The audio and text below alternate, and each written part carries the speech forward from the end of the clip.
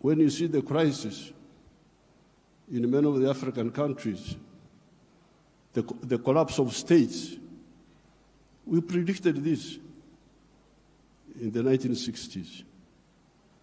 Philosophical, ideological, strategic mistakes.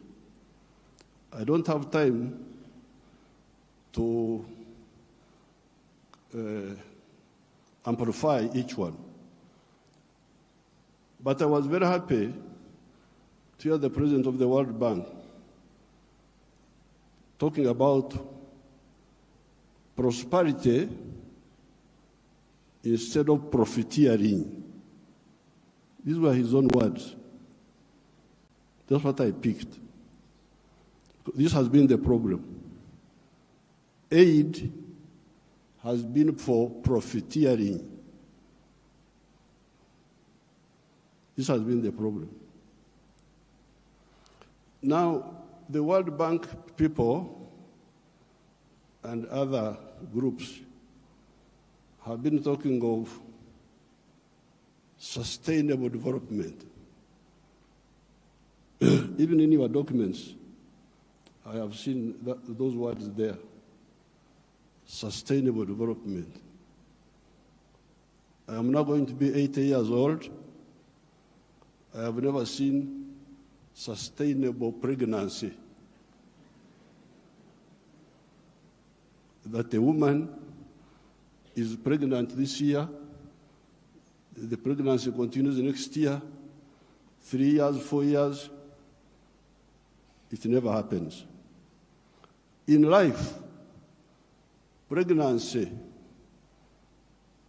develops sustainably within the womb of the woman.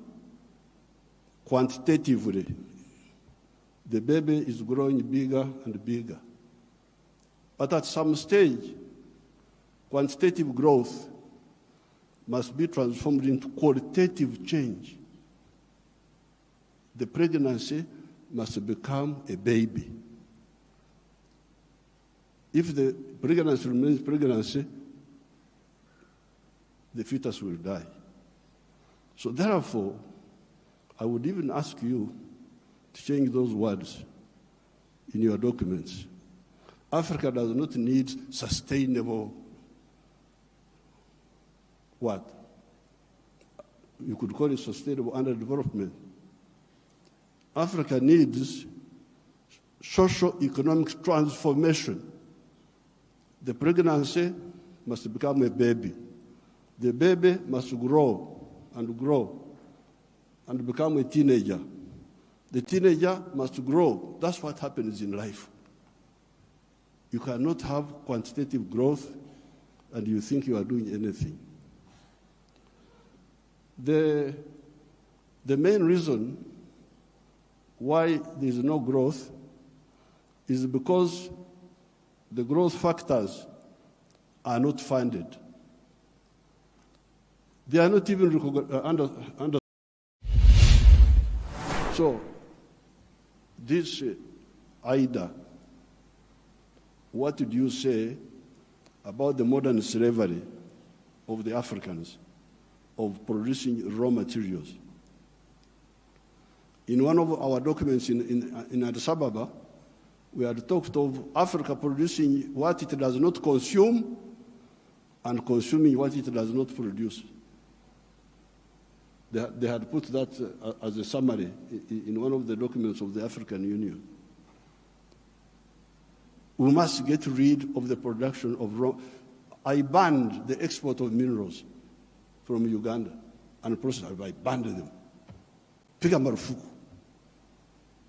Then the agents were going in the corridors, what Mufanyi, no mineral will come from Uganda if it's not processed.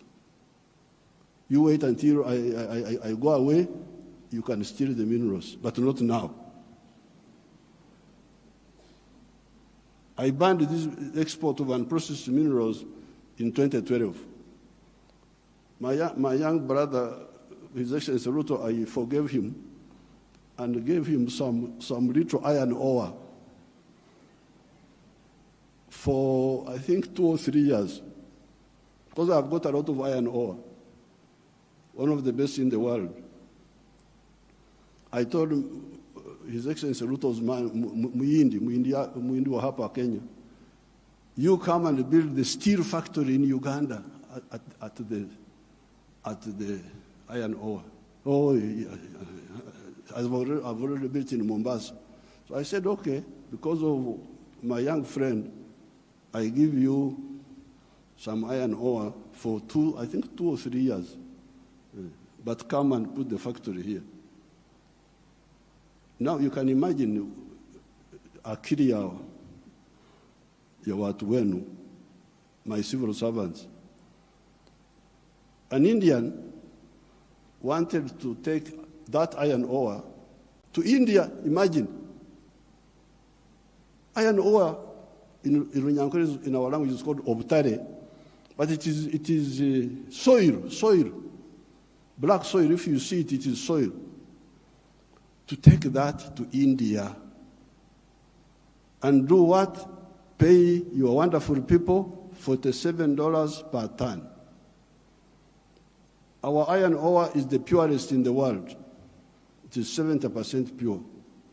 So you need like 1.5 tons to make a ton of steel. Now, a ton of steel costs $700. Somebody gives you $47 on your wealth, the wealth of your people, and he gets $700 from it. And all the jobs, your children have no jobs. Watoto wa Wahindi wanafanya wamepata kazi. I can't be part of that treachery. So I banned. There will be no export of unprocessed minerals from Uganda. So there's no business. What do you mean there's no business?